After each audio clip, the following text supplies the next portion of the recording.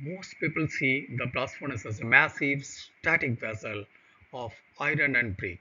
But as any of us who have spent 20 years or more than that on the soft floor know, it's actually a living, breathing thermodynamic engine. If you don't treat it with that respect, it will punish your bottom line. So, today we are diving deep into the core physics of that engine.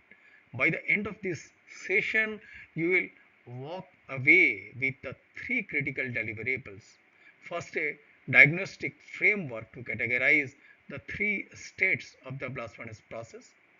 Second, a master level understanding of raceway kinetics. And third, the ability to apply the Anshan Steel Paradigm to balance smelting intensity with blast energy. So look at the title slide here. The blueprint line in the background represents the precision we need. The orange glow at the bottom is not just heat, it's the activation of the hearth. So if we don't activate the hearth correctly, the rest of furnace is just an expensive chimney. So to understand how to activate this engine, we must first recognize its role as economic heart of the entire facility. So coming to a integrated steelwork, so look at this central diagram, uh, this slide. Yes, so you see the blast furnace depicted as a glowing cube at the center of the complex wave. This is not hyperbole. The stability of this unit dictates the financial viability of your entire plant. So notice the blue arrow on the left representing our input. Iron ore, sinter, pellet, they all meet our fuel like coke and PCI. So now look at the call out boxes on the right. The first one is the cost dependency. The blast furnace accounts for a staggering 60 to 70% of the total cost of iron and steel product. That means a 1% slip in the efficiency here is a disaster for the CFO. So, furthermore, so look at the energy footprint. We are consuming 70% of the total energy of the blast furnace converter process. Our dual output is the real trick. We are not just making hot metal. We are a power plant exporting critical fuel gas at 65 to 75% energy utilization. Achieving that level of efficiency requires a specific type of leadership in the control room, which brings us to operator data. So coming to our three type of blast furnace operators data. So uh, in my 2 decades, I have seen three type of people running these floors. So look at this table on the top. We have the valiant fighter. They love a crisis. So when there is a slip or hang, they are the first to charge in. But notice their yield impact. It is the inconsistent and high downtime. So when you have the aggressor, they want maximum short-term productivity.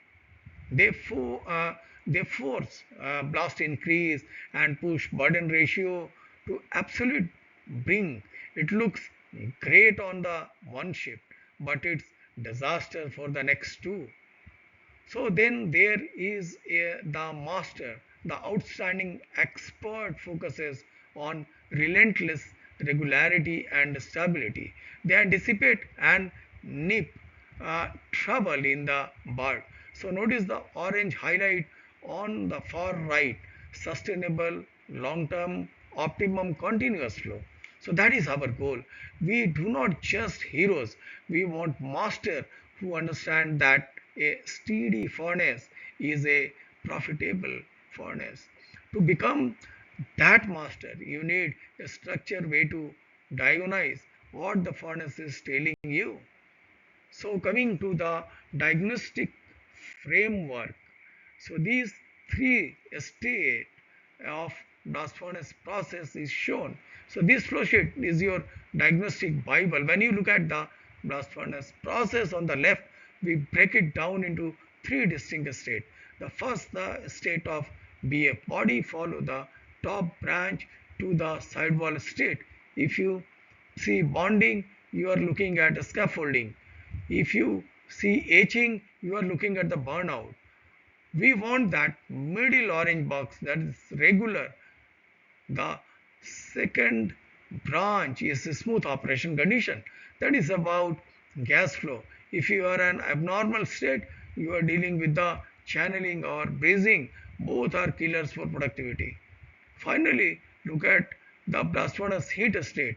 You are either overheated, which wasted the fuel, or rather cooler, which risk a chilled hearth.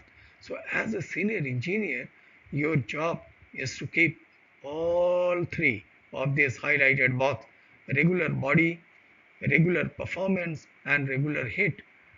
So, in alignment, if one slip, the other will follow, leading to a massive spike in your fuel rate and a drop in hot metal quality. But remember, you cannot have a regular process state if your inputs are fluctuating.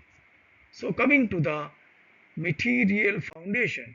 So, if you see this, we often say the beneficiation burden account for 70% of the effect of blast furnace process. So look at the burden quality dashboard. We are comparing a 1000 cubic meter furnace to a 5000 cubic meter monster. So notice the coke micron 40 strength requirement.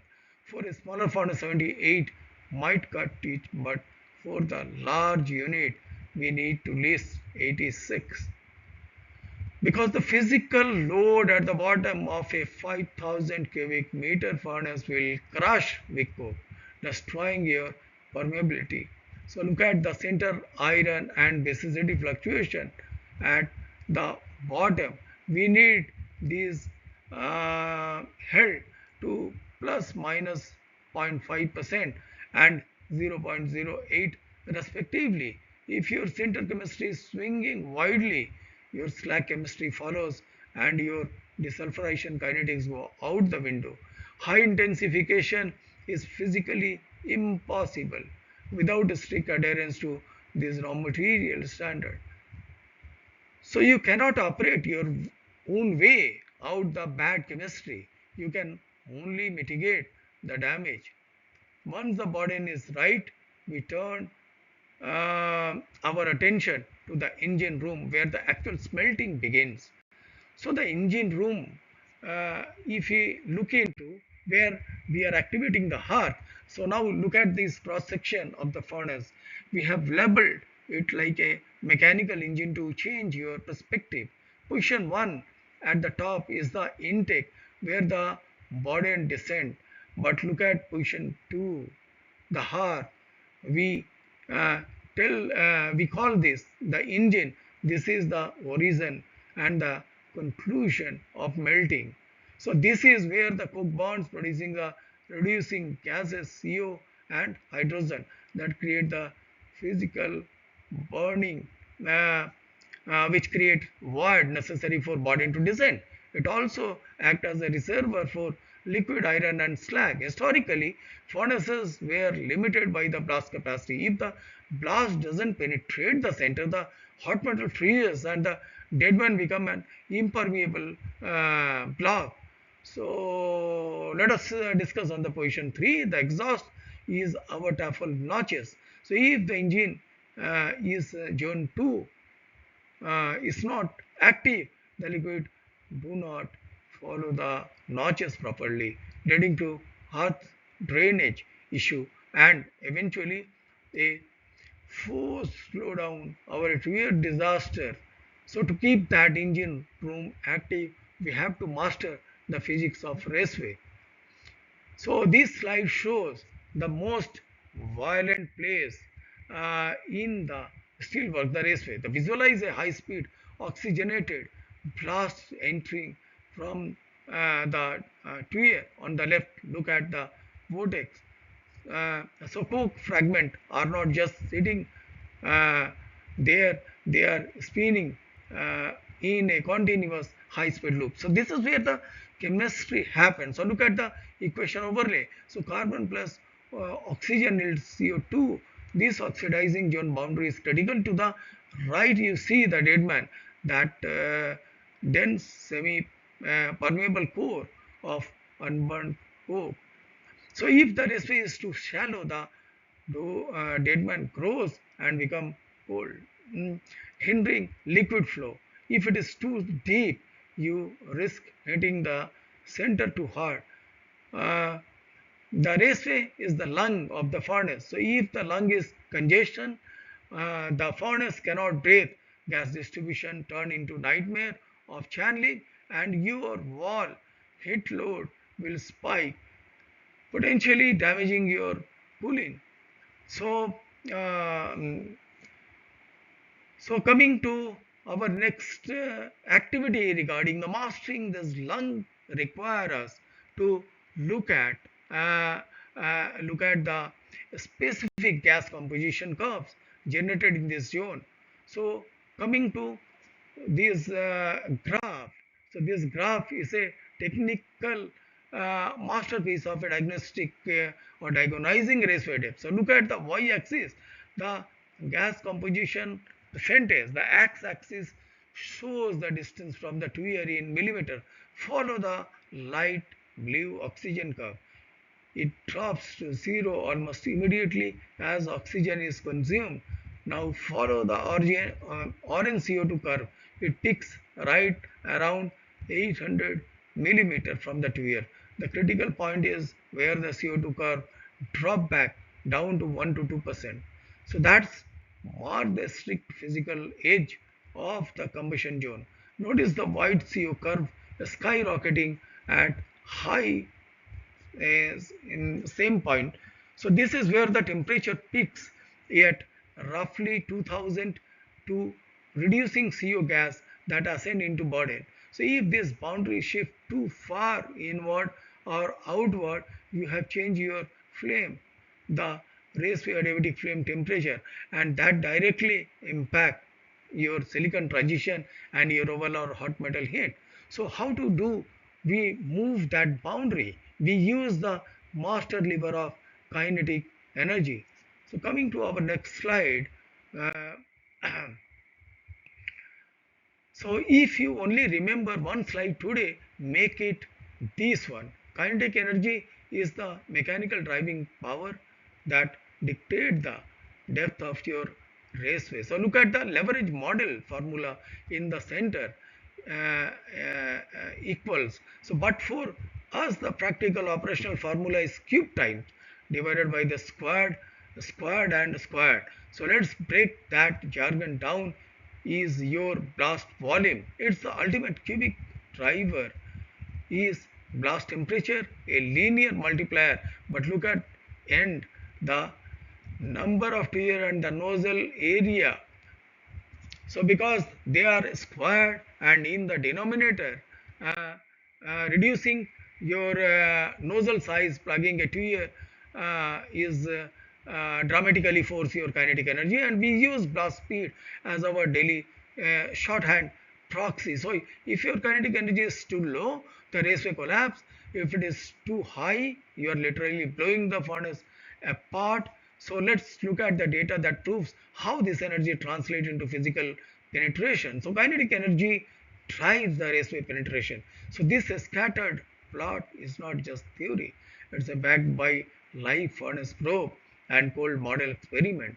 The y-axis is your raceway diameter and the x-axis is the blowing kinetic energy. So we just discussed all this. So looking at the orange trend lines, as you increase the energy, the raceway physically lengthen into dead man. At a blast volume of 1200 cubic meters per minute, your depth is only 800 millimeters, but push that to 3400 and you are penetrating over 2000 millimeters deep into the heart center. Now look at the callout box. So this is a pro tip: downward sloping oblique to your yield longer raceway than straight ones. for the exact same energy input. So this means we can tune the hearth penetration not just with blast volume but with the very geometry of our tear. So this is how we ensure the center of the furnace stays alive even at high smelting intensity. So this tells us to the most sophisticated theory of furnace control, the Ansel paradigm. If you see the synthesis of these Ansel Steel established in 1961. So this paradigm is the foundation of unified kinetic blast control. Look at this curve. It's an inverse relationship between smelting intensity and target blowing kinetic energy. So most people think more kinetic energy need more intensity need more kinetic energy. That is the wrong. The Ansel insight is that as smelting intensity increases, uh, the required kinetic energy must also dynamically decrease. Why? Because the high smelting intensity means faster burden descent and massive ore penetration. If you keep kinetic energy brutally high, while the furnace is already working hard, you will choke the gas upward flow. The master operator balances the upper blast furnace burden pressure. So with the lower blast energy. So if you ignore this curve, you will experience severe pressure swing and eventually a hung that could take house to clear, costing thousands in lost production. So this brings us to our final conclusion, the synthesis of upper and lower part. So a unified theory of continuous flow. To wrap up this, look at this final visual. We split the furnace management into upper part and a lower part, adjusting. So in the upper part, the upper levers are raw material quality and burden distribution. Your goal is 70% of your stability. So in the lower part, your levers are blast volume to your sizing, kinetic energy. The final takeaway at the bottom is the hallmark of an outstanding expert. They do not separate them too. A blast furnace is a single living thermodynamic engine. Stability is only achieved when the downward descent of the burden perfectly match the upward thrust of the kinetic blast. So if you master this balance, you master the furnace.